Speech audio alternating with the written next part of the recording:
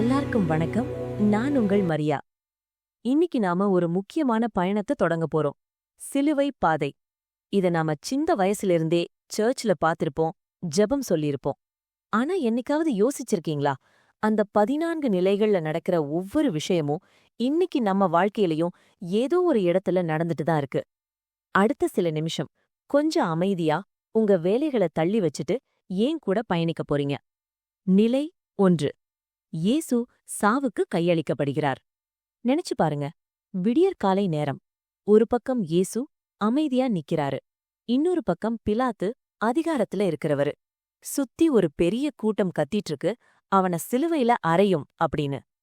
பிலாத்திற்கு நல்லாவே தெரியும் இயேசு தப்பு பண்ணலேன்னு. ஆனா அவனுக்கு ஒரு பயம்.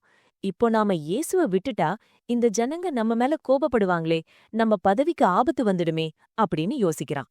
உடனே என்ன பண்றான் தெரியுமா? ஒரு செம்பு தண்ணிய எடுத்து எல்லாரும் முன்னாடியும் கைய கழுவுறான். பாருங்கப்பா, இவன் சாவுக்கு நான் பொறுப்பில்ல, நான் என் கைய கழுவிட்டேன் அப்படின்னு சொல்லிட்டு இயேசுவ அந்த அநீதியான சாவுக்கு கையளிக்கிறான்.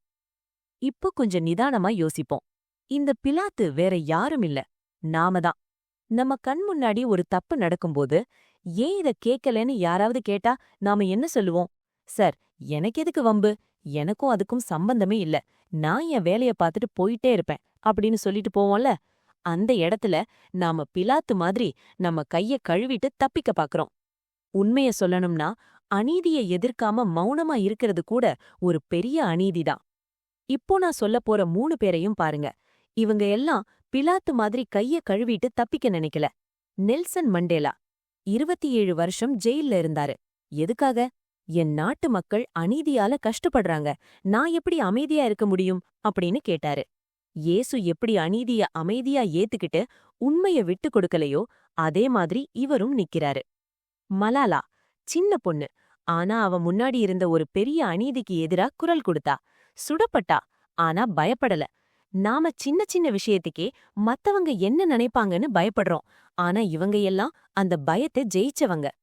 அன்னை தெரேசா எல்லாரும் எனக்கு என்னன்னு போனப்போ ரோட்டோரத்துல கிடந்தவங்கள அள்ளி எடுத்துட்டு வந்தாங்க.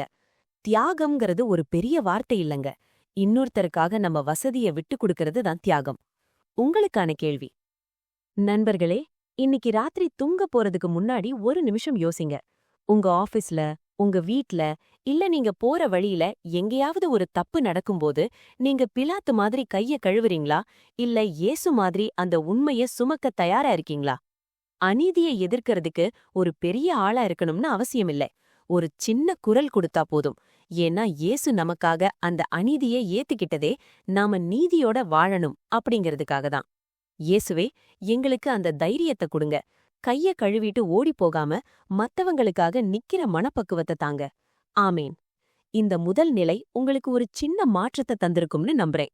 நாளைக்கு நாம பார்க்க போற நிலை ரொம்ப கனமானது. இயேசு சிலுவையை சுமத்தல். உங்க கருத்துக்களை என்னோட பகிர்ந்துக்கோங்க.